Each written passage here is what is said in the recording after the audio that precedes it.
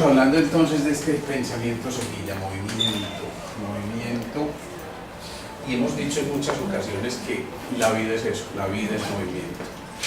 Reconocer que la vida es movimiento es reconocer que la vida es un dipolo, ¿sí? O sea que existe un norte y un sur, y ese norte y ese sur están generando polaridades contrarias, pero que curiosamente generan ese movimiento de atracción, ¿sí? Y hemos dicho que aquí precisamente es donde se fundamenta la vida, Cuando óvulo y espermatozoide se van a unir, necesitan para poder germinar un movimiento de atracción. Si se acercaran dos nortes, pues simplemente se crea una barrera, o si se crean dos sur, se crea otra barrera, pero si se crea un norte y un sur, se van a atraer. Es así elemental. Muchos de los trastornos de infertilidad se deben fundamentalmente a que hay un trastorno de polaridad. Y ese trastorno de polaridad no depende simplemente de puntos cardinales, ¿no? Ese trastorno de polaridad puede depender de un sí y un no, de un oscuro y una luz, de una subida y una bajada, es decir, simplemente de desacuerdos que se están manifestando de muchísimas maneras. Pero esto necesariamente implica movimiento. E implica movimiento, bien sea en un sentido que repele o en un sentido que atrae, pero de todas formas es movimiento. Eso es la vida. Exactamente. Entender eso es una maravilla, por eso de alguna manera esto genera tanta atracción entre los niños, ¿no? A veces entre los adultos también, pero yo los pongo a jugar con los imancitos, esos niños que están muy necios, que llegan así como medio hiperkinéticos y que uno dice, sí, pero inmediatamente les muestran un imancito, cogen dos imancitos, ya, listo, conectados, y ya sé que yo tengo por lo menos 3 minutos de gracia. De ahí para allá ya veré mi capacidad creativa y todas las cosas, ¿sí? Entonces, ¿qué ocurre? Para que haya movimiento es necesario también que haya un proceso evolutivo. Un pasado y un futuro. Un recuerdo y una proyección. Una, digamos que estática y un dinamismo tremendo que está invitando a la acetilcolina, pasado, a la serotonina, futuro, cosa que ya ustedes manejan a la perfección. Entonces, ¿qué ocurre? Si hay este tipo de dipolos, si hay este tipo de movimientos, ya nos están invitando a pensar en que la vida es dinámica. Y si yo les preguntara a ustedes qué representó para ustedes esto de la meditación para el movimiento, ¿alguien me podría contar alguna cosa especial que les ocurrió con el movimiento? Bueno, ante la avasalladora cantidad de respuestas, seguramente que si en este momento piensan en movimiento, empieza a ocurrir algo como esto. Ustedes llevan la palabra movimiento y seguramente lo menos que se imaginan moviéndose es la sillita mecedora con la viejita ahí sentada, ¿sí? Eso pues lo menos. Pero si les dicen movimientos, algunos se imaginan un guepardo, otros se imaginan el muchachito necio que está brincando de aquí para allá, y otros se imaginan simplemente una marcha, un caminar, ¿o no? Ninguno de ustedes se imaginó eso. Entonces el raro soy yo, pues. De la ley de la dualidad, claro, eso es muy importante. Fíjate que esa ley de la dualidad, gracias Milva, está haciendo esto, ¿sí? Está haciendo esto, y ¿se acuerdan qué es esto? La representación del todo, del yin, del yang, del tao. Pero fíjense cómo el uno se enrolla sobre sí mismo y genera este movimiento y genera este movimiento. Es decir, el 1 y el 2 se mezclan, generan el 3, y entonces ahí viene padre, madre e hijo. Acción, reacción y relación. O sea, volvemos a lo mismo que hemos hablado tantísimas veces de la ley del 3. Y aquí viene una cosa también que es muy importante. Si logramos comprender esto, vamos a entender entonces que si la vida es movimiento y somos dinámicos, casi que lo que marca la capacidad de que exista la vida es la capacidad de creer y de crear. ¿Sí? Es muy especial porque esta palabrita creer viene en latín cordis, que significa corazón, ¿sí? y del griego cardis, que pues obviamente también hace referencia al corazón. O sea que cuando creemos, de alguna manera estamos involucrando el corazón. Pero crear viene de cerebrum. Esto es bien interesante porque ese cerebrum ya nos está diciendo a nosotros que está participando la mente, y también de otra raíz latina que en este momento no recuerdo. Pero el caso es que, ¿qué es esto de creer y crear? No es otra cosa que la alineación entre el corazón y la mente. Me encanta eso, porque entonces cuando el corazón se alinea con la mente, cuando el corazón atesora la mente, entonces la mente empieza a generar ideas creativas, ¿sí? Y entonces esa creatividad surge de una buena dosis de cordis, intuición, y de una buena dosis de capacidad mental o de elaborar pensamientos, ¿sí? Es decir, cuando el pensamiento se alimenta de la intuición, entonces empieza a haber ese movimiento de creatividad.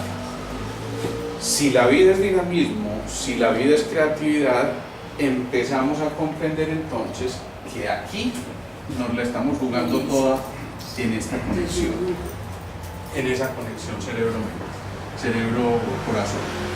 ¿Qué pasa? Que creer y crear lleva entonces a que haya una memoria. La memoria en las creencias tiene relación a, obviamente, sucesos pasados que nos están invitando a que desde experiencias previas nosotros tengamos la posibilidad de generar o no esa creatividad. A ver, me explico. Un niño a los 3, 4, 5 añitos está viendo cocinar a su mamá y ella se pone el delantal de chef y la cosa y se cree súper experta en la cocina, y entonces él está muy contento viendo a la mamá porque además, como en las propagandas de televisión, ella está cantando y bailando mientras hace la comida, ¿cierto? Cualquier parecido es mera coincidencia. Entonces él se acerca y entonces ve eso muy provocativo, ve que la mamá echa unas cositas a la olla y entonces él dice: ¡ay, qué rico! Se quemó. ¿Sí? ¿Sí se dan cuenta cuando se quemó? Sí. ¿Dónde está la creatividad? ¿Sí? Entonces, te lo pongo más dramático. Bueno, en fin. Entonces tocó, se quemó. Es muy factible que esa sola limitación, es decir, que esa experiencia que vivió en ese momento, le lleve a que mucho más adelante, a los 18, 20 años, él diga: a mí no me interesa hacer gastronomía, ni mucho menos. ¿Por qué? Porque asocia la gastronomía con un quemón que hay por allá metido en el subconsciente. Cuando hicimos el seminario aquel de hipnosis, veíamos la importancia que tiene el subconsciente para ir manejando este tipo de informaciones. O cosas muy elementales. Imagínense los dos niños jugando con el avión, ¿sí? Cada uno tiene un avioncito, y además es un avioncito de los que los papás armaban antes, de esos de Rebel, ¿se acuerdan? Ah, sí, claro. ¿Les tocó o no? Bueno, avioncitos de esos que se pegaban piecita por piecita. A mí fue que me contó Juan Diego pues que eso se armaba así en esa época. Yo pues no sé cómo sería la cosa. Pues lo cierto es que los papás, ¿se acuerdan? Los tenían en el armario ya como colección, los habían pintado, le habían puesto la calcomanía, y en una de esas el niño coge el avioncito y llega con el otro amiguito con el avioncito y empiezan a coger y ¡tum! Y se chocan, y ahí ven qué pasó. ¿Lo vieron? Pucha. La llantica por allá, el pedazo de ala por allá, muy factiblemente. El papá llegó muy feliz, muy contento, y cuando vio eso, dijo, ¡bien! ¿O no? No concuerda eso con ese escena, no, vamos a empezar. Entonces llegó el papá, encontró eso, ¿y qué hizo? Se pasó. Eso, así nomás. ¿Qué pasó? ¿Qué pasó? Pues, ¿Quién me lo quebró? o sea, ¿por qué me lo quebraste, mijito? ¿No? O sea, ¿seguro? ¿Qué? No. Posible. Imagínense el amor que él le había metido a ella. ¿Quién hizo? Y cuando está en ese, la mamá dijo, cállate pues, cállate, calmado. Pero el niño está viendo esa escena. Y por culpa de ese avión, papá y mamá se están peleando y viene enseguida posiblemente el regaño con la pela. Sí, ya muy tanta pena, pero bueno. Lo cierto es que ese niño crece después y le hablan de ser piloto o aviador y no quiere. Primero porque de pronto, ¿sí o no? Pero además de eso porque asocia esa vivencia con lo que él tuvo en ese momento. Entonces por eso la creencia y el movimiento tienen que ver mucho con la memoria. ¿Hacia dónde nos movemos? Hacia donde la memoria nos permita movernos siempre y cuando esa experiencia haya sido o no agradable. Vamos hasta ahí. ¿Eso es claro o no? Sí, claro. ¿Sí? Empecemos a pensar qué tantas creencias limitadoras hemos tenido nosotros en el proceso del desarrollo, pero también no solamente qué tantas creencias limitadoras, sino qué tantas creencias habilitadoras. Porque por fortuna hay otra vez la doble polaridad, ¿sí? Entonces puede haber creencias limitadoras como estas, pero puede haber creencias perfectamente habilitadoras. Yo me acuerdo que, bueno, hay una parte que es herencia musical. Digamos que mi mamá cantaba, mi papá pertenecía a una familia donde había varios reyes nacionales del tiple y toda esa cosa, ¿no? Claro que él no tocaba ni nada de esas cosas, ningún instrumento, cantaba en el baño. Ay Dios, no muy bien. Pero lo cierto es que a mí una tía me puso un tiple en la mano a los 6 años. Y yo soné el tiple y eso por supuesto sonó desastroso. Pero la expresión de mi tía fue: belleza, ¿cómo se te oye ese tiple? Y yo, desde chiquito yo ya ¿sí? Entonces, ¿qué pasó? Que yo me creí que en verdad tocaba el tiple, ¿sí? Y para ese entonces yo estaba en el colegio y en el colegio había una tuna. Y en la tuna pues había que tener algún tiple, yo toco tiple. Entonces la única canción que yo me sabía era una canción apasionante. Yo tenía 10 perritos, uno se murió en la nieve. No me quedan así, no, y hagan la cuenta hasta que lleguen al 0, ¿sí? Pero yo cantaba eso y eso era fantástico. Entonces cuando yo cantaba eso, la familia se reunía a oírme cantar. Imagínense conciertos en esa época. Y yo cantaba eso y todo el mundo, y me la seguí creyendo. Y el que cree, crea. ¿Sí? Entonces decidí asistir a la tuna y empezaron a enseñarme 2 o 3 acordes, cualquier cosita sonaba por ahí. En eso eran las épocas de tuna y todas esas cosas. Entonces, mocita, dame el clavel de tu, y eso sonaba maravilloso. Y entonces hasta ahí yo me la creía, pero cuando yo me puse la capa de turno, no, Superman era una pobre broma y la capa de Superman era nada, además porque pesaba y todo. Yo me ponía la capa y me quedaba así perfecto, ¿sí? Una pelinita con la cinta. Sí, claro, con la cinta colgando. Además en cada presentación de la tuna una cinta más que le regalaban al turno y tal cosa. Y eso fue absolutamente maravilloso. Yo fui creciendo con eso, pero yo veía a mis amigos tocando la guitarra, ¿sí? Entonces yo tocaba el tiple en la casa, pero yo llegaba a tocar una guitarra destapalada que tenía mi hermano, que pensaba que tocaba guitarra. Y yo empecé a coger la guitarra de él y a aprender los acordes de él y ya bueno, empezó a sonar como un poquito mejor y tal cosa, y después se fue creando lo que ustedes conocen, pues que ya tenemos un grupo conjunto de música hace muchísimo tiempo, todavía sigo creyendo que canto y todo eso es una maravilla, es una fantasía total, pero hacerlo ya para mí eso representa un absoluto placer, ¿sí? ¿Por qué? Porque esas experiencias estuvieron todas ligadas a memorias habilitadoras, agradables. a memorias agradables, a memorias, a experiencias gratas realmente que hicieron que uno fuera creciendo en ese proceso, ¿sí? Fue muy bonito porque eso también me sirvió para cuando yo era adolescente, yo me volviera a veces héroe entre mis amigas, ¿no? En el grupo de música ocurrió una cosa muy especial. Éramos 4, ¿no? Uno se llamaba Melqui, Melqui se las encarretaba todas. Pacho y Gabriel, otros 2, se las quebraban a todas. Y yo cantaba. Y yo cantaba, pero yo tenía que aprovechar esa habilidad, ¿no? Y alguna vez yo me enamoré profundamente de alguien, imagínense el amor de adolescente, y ella tocaba en la tuna de su colegio, ¿se imaginan? Yo intenté acercarme todo lo que ustedes quieran y no me paraban bolas para nada, Pacho y Gabriel, Melqui, y yo seguía cantando, ¿no? Pero aquí la fortuna. En esa ocasión invitaron a un encuentro de tunas que había en esa época en la ciudad, y yo supe que ella se puso muy triste porque la monjita del colegio las castigó por cualquier circunstancia y dijeron: la tuna no va al encuentro de tunas. Y eso era como el wow, la máxima expresión de las tunas era eso. Y entonces adivinen quién surgió así, ¿no? ¿Quién surgió así? Se me ocurrió hacer esto. Bueno, no tuve que hacer mucho esfuerzo, no, me conecté conmigo, llamé a la hermana superiora de ese colegio, cuando eso por favor fue una novia identificable de llamadas y cosas de esas. Hermana, habla con el periodista tal y tal, yo vengo de Buenos Aires a cubrir el encuentro de tunas, ¿me entiende?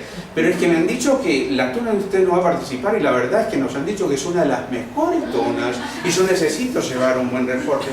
Ay, sí señor, pues ya ve. Entonces yo seguí avanzando, le dije: mire, es que la verdad no tendría sentido hacer un reporte si no están las mejores tunas. Y yo sé que las de ustedes están en las mejores tunas, aquello de hacer subir de la monjita, yo me la imagino ya lo... Bueno, señor, vamos a hacer un esfuerzo entonces, yo voy a hablar con el director y con las niñas, y hermana, pero necesito saber, ¿cuento con eso o no? Porque es que esto es una definitiva, yo ya mismo tengo que escribir y no sé... Bueno, está bien, cuente con eso, pues. Acto seguido, adivinen a quién llamé. Adivina quién va a poder ir al encuentro de tunas. Y ellos: no podemos. Acabo de convencer le cuento esta historia. No. El superhéroe quedó allí de perlas. El resto de la historia será continuada en otra próxima. Pero lo cierto es que fueron al encuentro. ¿Ustedes por qué le ponen malicia a eso? Entonces, ¿qué pasa? Hay creencias limitadoras y hay creencias habilitadoras. ¿Qué pasa? De estas creencias habilitadoras y de estas creencias limitadoras depende en gran parte la capacidad de supervivencia del ser humano. Quien creyera, pero en esto está representado gran parte, insisto, de la supervivencia del ser humano. Esa supervivencia tiene que ver precisamente con identificar los dones, los talentos, las capacidades que cada uno tiene, porque si no fuera así no podríamos llevar a cabo las acciones que llevamos en el día a día. Entonces esta supervivencia tiene que ver mucho no con la capacidad de ser el más fuerte, como decían en la ley esa de Darwin y la evolución, sino con la capacidad adaptativa a las diferentes situaciones. Y esa capacidad de adaptación, ¿cómo le podríamos llamar en otra palabra un poquitico más ligada a lo que hacemos aquí cada 8 días? Resiliencia. Claro, resiliencia. Y esa resiliencia tiene que ver precisamente con la capacidad de sobresalir a pesar de las dificultades o de las limitaciones aparentes que hay ahí. Que es resiliente se da cuenta que realmente esa resistencia es una resistencia más de tipo emocional o mental que incluso física, literalmente física, ¿sí? Entonces el que entiende de la capacidad de supervivencia y la capacidad de adaptación es capaz de volverse mucho más resiliente. ¿Bien? Hay Eso lo... también, perdón, cabe también la palabra flexible, ¿sí? Flexible, claro. Para ser adaptativo hay que ser muy flexibles. Para ser adaptativo hay que ser fuertes como el roble, pero flexibles como el bambú, que prefiere doblarse antes que quebrarse y que generalmente va a producir la posibilidad de que estemos recreando entonces continuamente esas cosas que ya mencionábamos. Entonces, ¿qué pasa? En esa capacidad de adaptación, ¿se acuerdan? Hay una conexión otra vez con la ley del 3. Entonces, adaptación implica una conexión con los tres cerebros. Tres cerebros. ¿Sí? ¿Se acuerdan cuáles son esos tres cerebros? Eso, reptil, Mamífero. sí, claro, mamífero y humano. Y si hablamos del cerebro reptil, ¿de qué estamos hablando también haciendo la analogía? ¿Se acuerdan? Del pasado. ¿De qué más? Pasado. Este no me gustó. Del pasado. ¿De qué más? La supervivencia. De la supervivencia, sí. ¿Qué más? Los instintos. ¿De qué? De los instintos, perfecto. ¿Qué otra cosa? De la energía que Ancestral. ancestral o de reserva o reticular. ¿De qué más?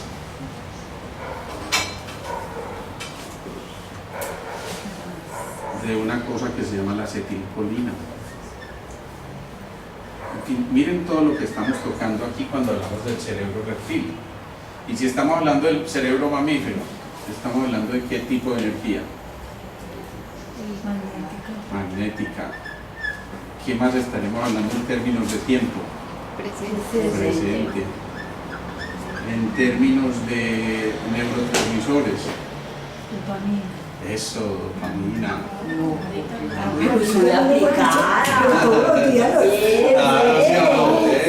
Es que hay gente que estudia. El presente y bueno, y si estamos hablando de lo humano, entonces estamos hablando de en tiempos futuro. ¿De qué tipo de energía? Energía eléctrica. ¿Qué más? Serotonina. Eso. Miren que todo esto ya ustedes lo están dominando perfectamente. Ojo, porque van a encontrar que esto realmente tiene aplicaciones supremamente importantes y lo vamos a ver. Entonces, esa capacidad adaptativa depende en gran parte de la forma en que yo me comunique con el cerebro reptil, con el cerebro mamífero y con el cerebro humano. Ojo a eso. No podemos olvidar todo el proceso evolutivo. Entonces tenemos que hacer entonces relación aquí, por ejemplo, al reino mineral, ¿sí? Por supuesto aquí al reino animal, al reino, sí, reino animal y al reino vegetal también de alguna manera. Y aquí al reino humano, por supuesto.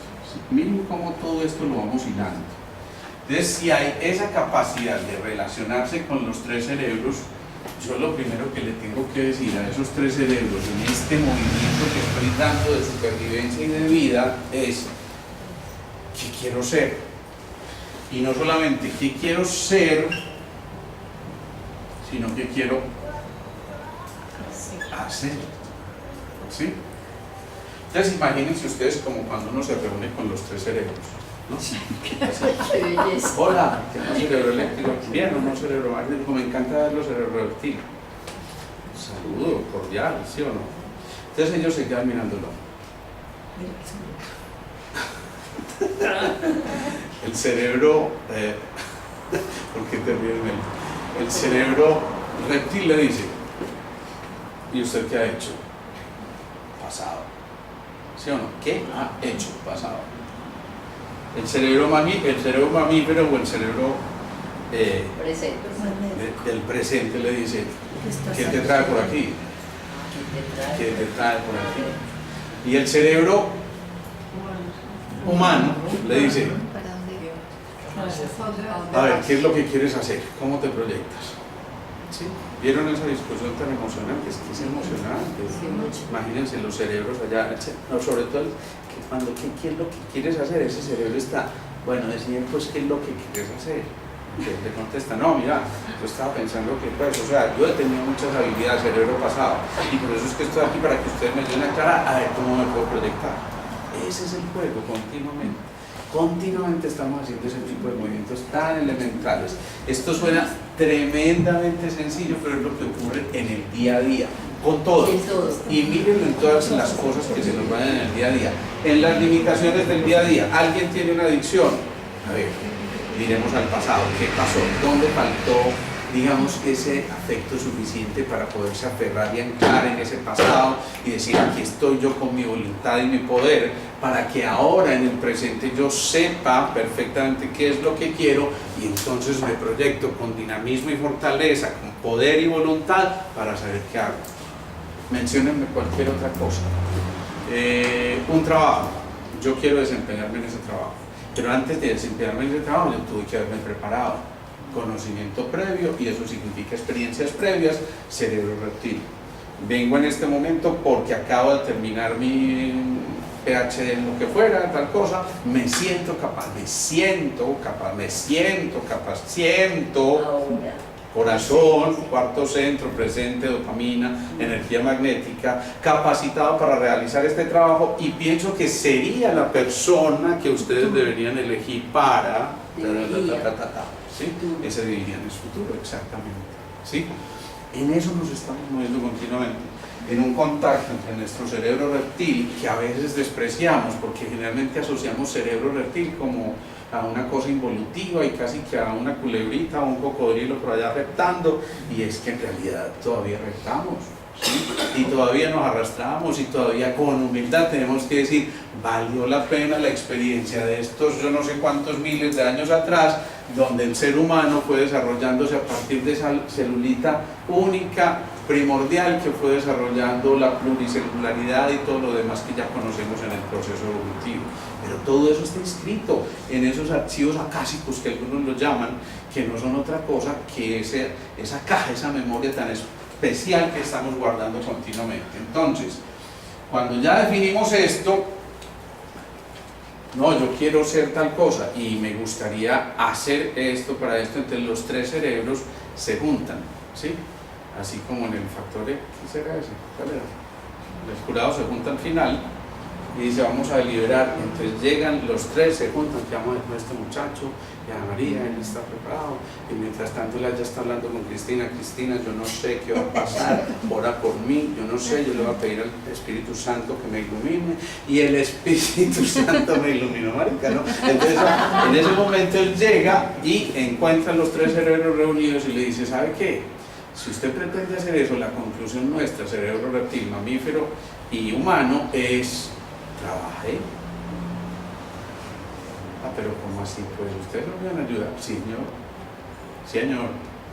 Pero es que ese deseo que usted tiene, esas ganas de proyectarse, exigen un trabajo. Y ese trabajo entonces empieza a hacerle entender a ese ser humano que si uno encuentra pasión en lo que hace, pasión, presente, corazón, dopamina, ¿sí? Si encuentra pasión en un trabajo, entonces nunca tendrá que trabajar. ¿Entienden esa expresión? Sí, Eso es muy bonito, eso lo dijo Confucio, ¿no? La verdad no es mía esa frase, no. Confucio me plagió antes, ¿no? Y es verdad. Cuando Confucio decía eso, si estás haciendo algo con pasión, eso no es un trabajo, eso es un gozo, eso es un placer, eso es un eterno gozo, que lo que está diciéndote es que vale la pena entonces apasionarse para generar esa capacidad de conexión. Si yo me apasiono en el ser y en el hacer, entonces insisto, yo no voy a tener que hacer un trabajo. sino que simplemente me voy a adaptar a esas condiciones y voy a poder ir pasando aquí en adelante. ¿Qué ocurre cuando yo descubro que ya no hay que trabajar porque estoy apasionado con esto? Que digamos que para trabajar hay que contar con un capital. Y no me refiero simplemente al capital económico solamente, sino y sobre todo al capital humano, es decir, a la persona. Y acuérdense que persona viene de person a través del sonido, persona. Y si estamos hablando de que viene a través del sonido, ¿de qué tipo de energía estamos hablando otra vez? Claro, ancestral, o de reserva, o reptil, o del pasado, o de todas esas cosas que ya vimos que nos están conectando con nuestra capacidad de escucha. Persona.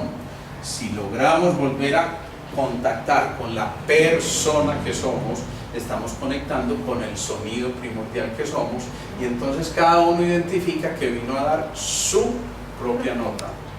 Y por eso vale la pena entonces que ese sonido me esté recordando, sí, soy persona y me reconozco en mi sonido. Cuando yo me reconozco en mi sonido, reconozco inclusive mi voz. Miren, hay una cosa muy bonita. Cuando yo hago la terapia con algunos pacientes, esto había que aprenderlo. Bueno, cuando yo hago la terapia con algunos pacientes, muchas veces digamos que hay un descontrol importante por cualquier circunstancia, y entonces yo tomo una cosa que se llama un metrónomo. ¿Saben lo que es? Es un aparatico que sirve para afinar instrumentos o para marcar los ritmos, ¿sí? Quien toque un instrumento, un piano, una guitarra, lo que sea, sabe que para afinar las cuerdas debe poner a sonar ese aparatico. Pero también ese aparatico me permite a mí determinar en el tono de tu voz cuál es tu nota dominante. Me explico, si yo estoy hablando en este tono continuamente, como les estoy hablando en este momento a ustedes, y yo registro con ese aparatico en mi caso personal me va a localizar una nota do en la tercera escala. Esa es mi nota dominante, mía, ¿sí? Si analizo la de cualquiera de ustedes, posiblemente sea un si o un re o yo qué sé, y en cualquier escala puede serlo, ¿sí? Entonces yo voy tomando. Cuando el paciente está enfermo, cuando el paciente está disarmónico, para utilizar palabras que tengan que ver con el sonido, entonces yo le pido a él que hable, busco su nota dominante, ¿sí? Igual que busque la mía, supongamos que es una nota así en la segunda escala, y la paso por su cuerpo. Si yo la paso por su cuerpo y esa es su nota, ¿qué debería ocurrir cuando yo tomo el pulso que me permite saber a mí si hay una reacción normal o anormal? Vamos a dejarlo, eso en realidad tiene otros nombres más complejos, pero digamos que hay una reacción de reconocimiento, de aceptación, y otra de rechazo, ¿sí? Si yo pasara esa nota, y es su nota, insisto, a través de los centros de energía de los chakras, ¿qué esperaría yo encontrar al pulso? Un reconocimiento, o sea, se queda quietecito, se queda quietecito. Pero si yo empiezo a pasar con esa nota, y digamos que paso por su cuarto centro, y ese pulso empieza a brincar, yo sé que aquí no está reconociendo su nota. Entonces ya me está diciendo que su cuarto centro está en disarmonía. Y ya sabemos, por ejemplo, que el cuarto centro tiene que ver con la parte relacional. ¿Qué está pasando con tus relaciones? ¿Qué te pasa con tu esposa o con tu novia, con tu amiga o con tu amante?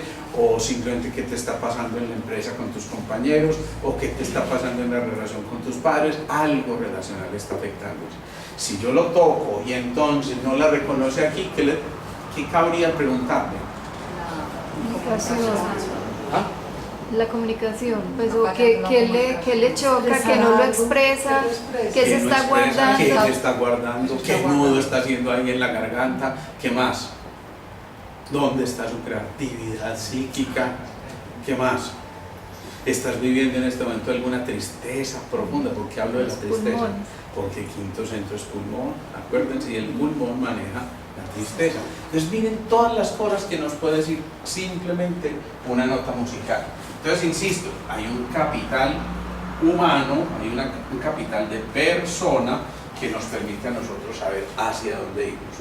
Pero si seguimos en este proceso, es muy importante que normalmente, si nos encontramos realmente en un proceso de movimiento, de cambio, tenemos que desarrollar la responsabilidad. Y la responsabilidad es entender que los otros también hacen parte de mí y hay aquello de la interdependencia.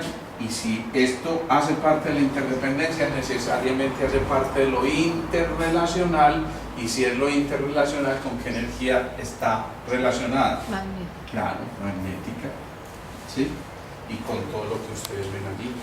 Entonces fíjense cómo esto va bailando perfectamente en cada cosa.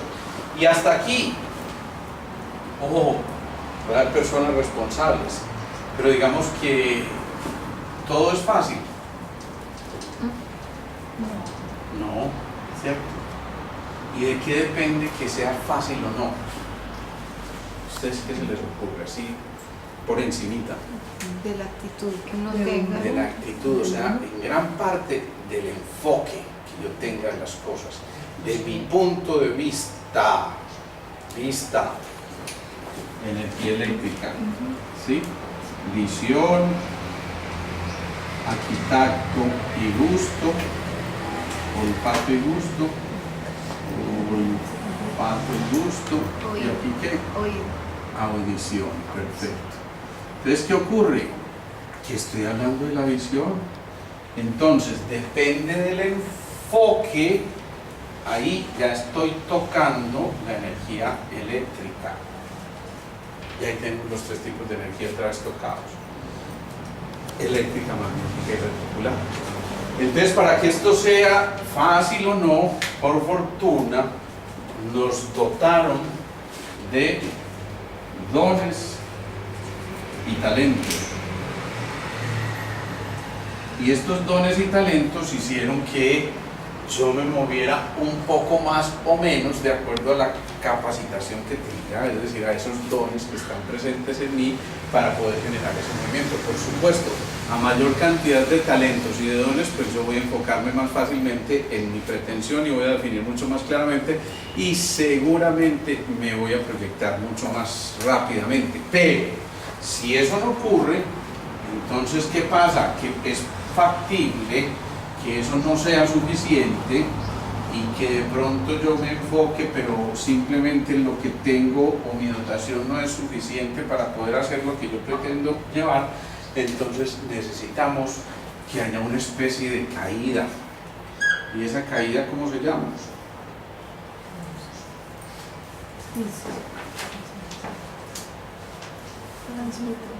Transformación. Muy bien, perfecto. Transformación, perfecto. Esa transformación, esa caída, ese proceso aparentemente involutivo es absolutamente necesario para que yo comience mi viaje interior. Ojo a esto, mucha gente se queda en el camino aquí, en el viaje interior, porque ese viaje interior lo lleva, lo obliga prácticamente a salir de la zona de confort. Y es de ahí de donde muchos no quieren salir porque mal o bien, pues hasta aquí he llegado, ¿cierto? Y entonces yo que me voy a poner a afanarme un poquito más si es que esto puede ser muy, que de pronto pierda todo lo que he hecho yo hasta aquí. Y entonces en ese no atreverse muchas veces nos quedamos, pero si en cambio afrontamos este proceso del viaje interior, empezamos a caer en cuenta de que es necesario nuevamente soñar. Acuérdense que ese viaje interior comienza con un sueño. Entre otras cosas, el soñar suele ser muy amigo del buen humor. Me refiero no solamente al sueño físico como tal, al sueño biológico, sino a la capacidad, como ya lo veíamos en otra charla, de realmente soñar. Si empezamos a soñar, nos vamos a dar cuenta de una cosa, y es que en este proceso uno empieza a crearse metas. ¿Y qué es una meta? Un objetivo. Una meta es un sueño con fecha de caducidad, es decir, con fecha de vencimiento. Pónganle fecha de vencimiento al sueño y eso, a la meta, al sueño, perdón, y eso es la meta, ¿sí? Entonces, mucho cuidado, porque si le estamos poniendo fecha de caducidad, eso tiene una implicación muy grande, ¿no? Si se les pasa un alimento que ustedes tienen en la nevera y dice vence el 20 de enero y estamos en agosto, ¿ustedes qué hacen apenas lo ven? Uno no dice, voy a probar un pedacito, no, de pronto me intoxico, o de pronto esto me cae mal, ¿sí? Y entonces ya empieza el saboteador que llevamos todos adentro, que se llama como El ego. el ego, que empieza a hacerle las suyas, no vaya a meter ahí, no se vaya a comer ese queso, eso de que mientras más rancio mejor, no, y que el vino mientras más tampoco, y que tampoco, ¿sí? Entonces, ¿qué ocurre? Que ojo, si las metas, si los sueños tienen fecha de caducidad para lograr las metas, es muy importante que le corramos un poquitico al tiempo, porque el tiempo está pasando y eso significa yo puedo aplazar un poquitico, pero si sigo aplazando mucho ya me voy acercando a la fecha de caducidad, hermanito, y de pronto arranqué muy tarde, pucha, no alcancé en esta vida, bueno, vamos a sentar a esperar el bus para la otra vida, un bus de esos que va como para donde don Emel, allá en Alemania. Entonces, eso, pan de queso, para que no se endurezca el pan, y de aquí a allá se puede endurecer el pan de queso y llega a una olvitina, ¿cierto? Entonces, ojo con eso, porque esas metas que nos estamos creando todos realmente implican acción. Acción. Si yo estoy hablando de acción, necesariamente ¿de qué estoy hablando? Movimiento. De movimiento, ¿sí? Y volvemos en esa causalidad circular al principio, ¿sí? Entonces, si yo identifico que esto es así, yo tengo que hacer acciones como, por ejemplo, cuando yo me vaya a dormir todos los días, y esto créanme que es tremendamente efectivo, se los puedo decir por experiencia propia. No les dé pereza, tengan una libretica de apuntes ahí a lo viejito, ¿qué importa? Y si son muy modernos, tengan la tablet al lado. ¿Sí? O sea, pero no es lo mismo. Pero no es lo mismo, porque es verdad, cuando tú haces el esfuerzo de escribir, porque estás doblemente contigo, puedes escribir ves, manuscrito. ves. Exactamente. En la otra también estás viendo, pero digamos que cuando es manuscrito te estás yendo hacia atrás y entonces escriban al momento de acostarse qué es aquello que yo quiero ser, qué es aquello que yo quiero hacer, ¿sí? Insisto, ese ser y hacer son muy importantes, pero lo debo escribir con claridad. Muchas veces nos quedamos que yo vengo haciendo eso hace mucho tiempo, también el universo no me hace caso, para mí que ese man es sordo, ¿sí? Porque yo todos los días le digo que quiero una novia, sí, cuando le está diciendo qué tipo de novia, entonces allá el universo está esperando, oye, usted me puede decir más o menos qué tipo de novia le mando, ¿sí?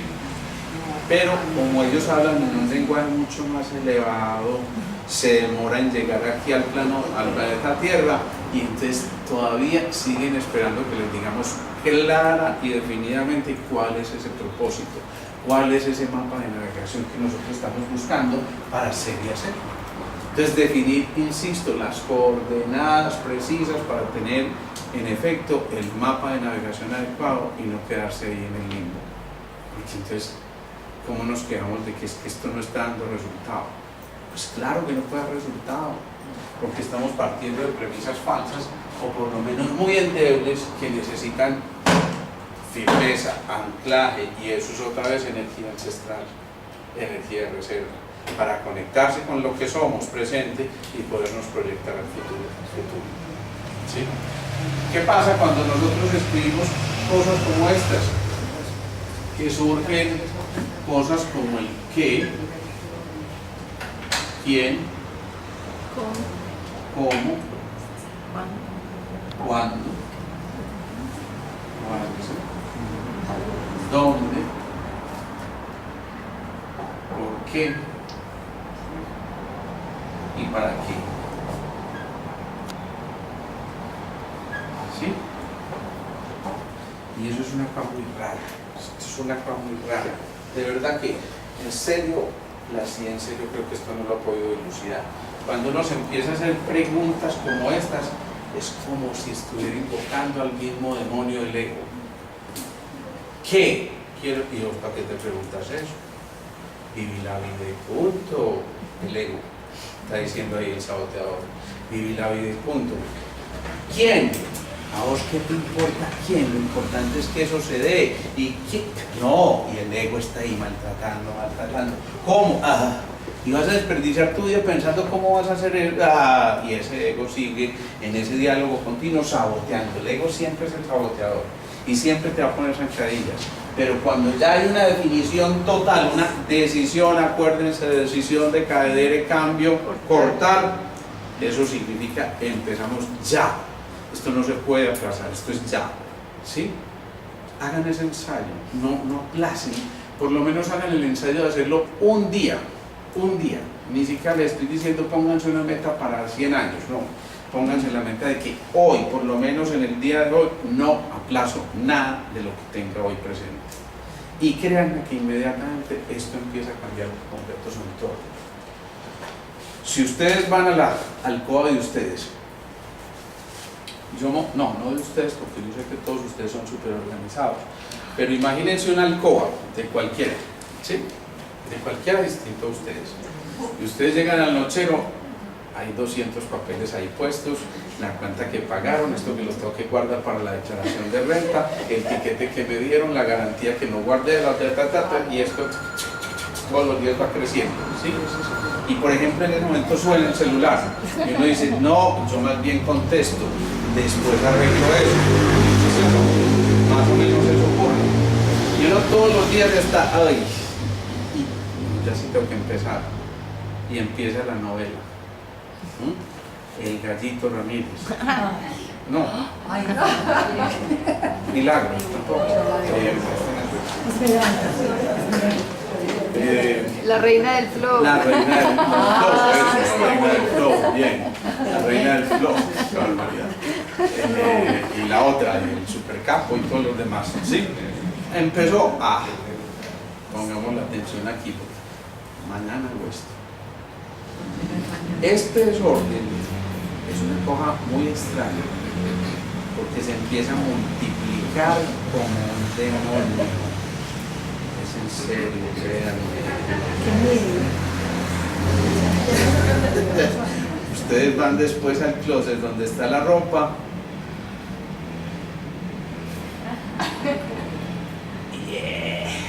¿dónde fue que yo puse esa camisa?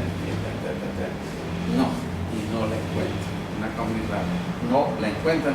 Si le dicen a la señora o a quien esté con ustedes, ¿dónde está la camisa? Por si no sabe buscar, ¿no? Mírala aquí. Y la coge de donde uno pasó 10 veces seguido. No está, por supuesto no está. ¿Sí? Y no está, es que le muestran a uno y dice, apuesto que la acabaste de poner ahí, ¿cierto? Era con el fin de hacerme sentir mal, ¿cierto?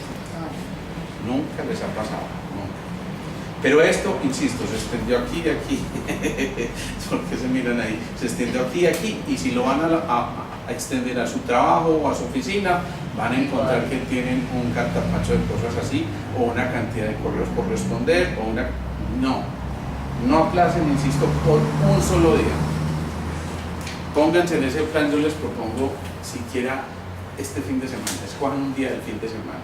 Y ese día digan, voy a organizar mi nochero. Cuando lo ven súper organizado, dicen, voy a organizar mi closet. Y esto lleva a que todo tienda a estar en un orden. Pero inmediatamente, esto es lo mágico del asunto, ustedes empiezan a organizar esto y aquello, y todo aquello que en su vida estaba desorganizado y que no sabían cómo llegar, mágicamente empieza a meterse en ese canal de orden que le dice, venga que es por aquí. Y es impresionante, pero el camino se empieza a despejar por completo, porque todo este desorden, todo este caos, el subconsciente lo interpreta como eso, Entonces no encuentra la vía más expedita para salir y por supuesto genera todo eso. Por lo tanto, cuando esto ocurra, cuando surjan este tipo de cuestionamientos, ojo con el diablotín del ego, díganle todo lo que le tengan que decir al ego, porque si esto sale, normalmente empieza la lucha entre el optimista y el pesimista. El optimista asume su responsabilidad de todo lo que está ocurriendo. El pesimista siempre le está echando la culpa a alguien. El optimista sabe que todo tiene arreglo. El pesimista sabe que todo tiene arreglo, pero cree que nadie lo va a hacer. El optimista siempre tiene un propósito. El pesimista siempre tiene una excusa. Sí, y sigan poniéndole todas las carátulas. El optimista está contento con lo que tiene. El pesimista siempre añora lo que no tiene. Y son todas las dualidades que se van presentando siempre. Y ese es el eterno movimiento, la eterna polaridad, el norte y el sur del que hablábamos al principio. Entonces, si surge este ego, si se permite que salgan el optimista y el pesimista, traten de que la opción adecuada sea el optimista. Si es el optimista, entonces el optimista primero no aplaza, no procrastina. Es ya, listo papito, si es ya, ¿sí? Y es ya. Entonces, insisto, no procrastina, no aplaza. El optimista entonces dice, identifico lo que está pasando, primer paso, identificación. Digamos que él sigue esos pasos. Primero, identifica. Una vez que identifica, además claramente lo que está pasando, no es cualquier tipo de identificación, sino con claridad absoluta, y entonces él dice, listo, vamos a generar un plan, o una estrategia, o ¿cómo más le decimos a esto? ¿Sí? Un plan o una estrategia para empezar a hacer tal cosa, ¿sí? Y en ese momento empieza, empezar, ¿sí? Luego cuando empieza, entonces viene el avance y luego finalmente viene el logro, ¿sí? Esto resulta absolutamente fundamental. Si siguiéramos estos pasos, sería muy sencillo todo. El problema es que generalmente nos da pereza, identificamos y ya.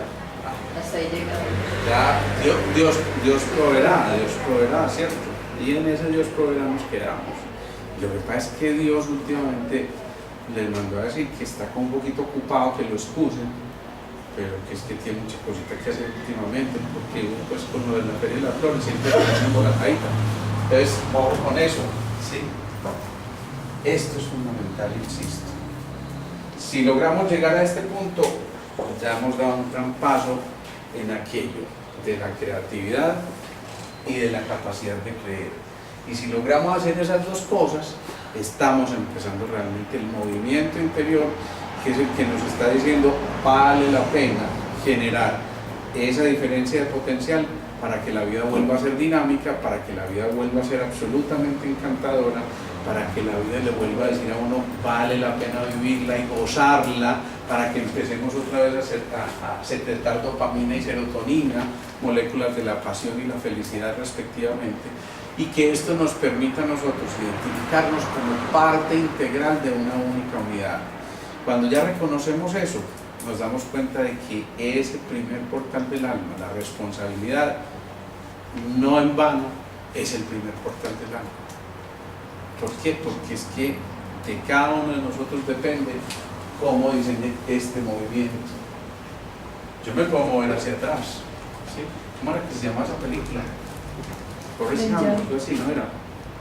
Donde siempre estaba tratando de caminar. ¿Cómo se llamaba? Bueno, esa película. ¿Era Forrest Gump o no? No me acuerdo. Algo así. Acuérdense que ir en este sentido, de alguna manera, es estar anclado al pasado, hay algo que lo está anclando.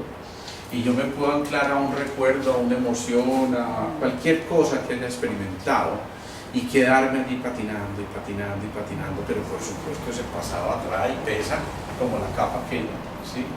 Que no me permite avanzar con libertad, con dinamismo y con fluidez, ¿sí o no?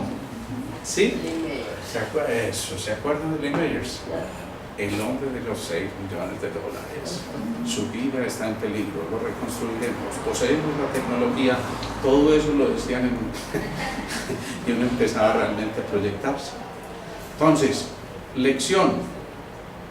Hombre, yo creo que si vamos a hacer movimiento, tenemos que entender que esto no es que nos la vamos a ganar de oro.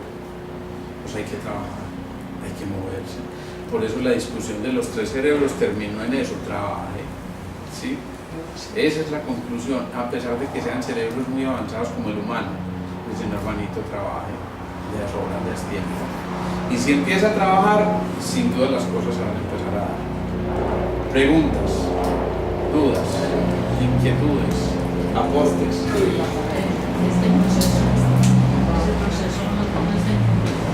Ese proceso que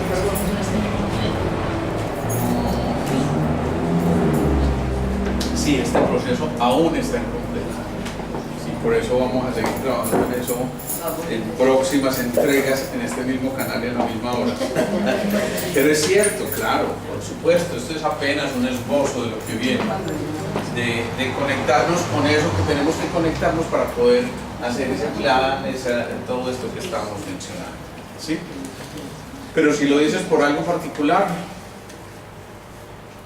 ¿o por qué hablas de un proceso incompleto? Porque después de los logros que tiene, es una experiencia que el logro es una experiencia ya que arroja un resultado, Claro, un aprendizaje claro. que uno a retroalimentar el proceso. Eso es.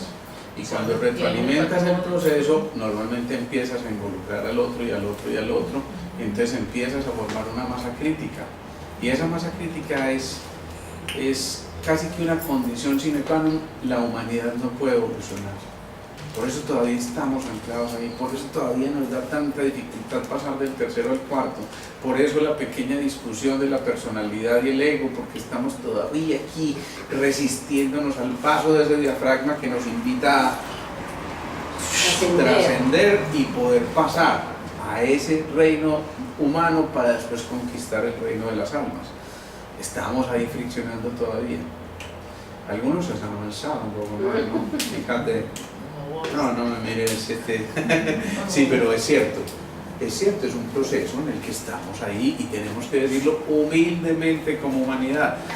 Todavía estamos anclados aquí, todavía nos da dificultad pasar esa diafragma, esa membrana, y esa es la invitación a seguir trabajando en el día a día para que algún día podamos decir, no como individuos, porque eso pues sería interesante, pero realmente no muy valioso, sino como humanidad, que podamos decir que realmente ese proceso evolutivo lo estamos dando.